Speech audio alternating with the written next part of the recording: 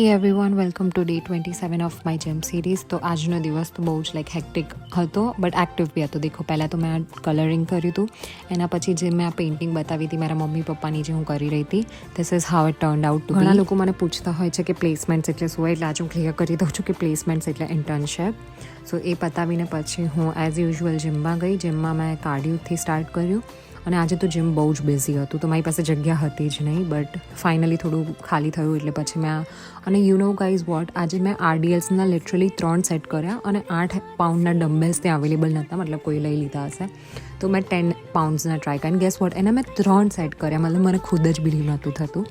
Anyway, એના પછી મેં હિપ થ્રસ્ટ કર્યા, લેગ પ્રેસ પણ કર્યું, અને હેમસ્ટ્રિંગ કર્લ્સ કર્યા, અને મારા સ્ક્વોટ્સ પણ પતાવી દીધા હતા આજના.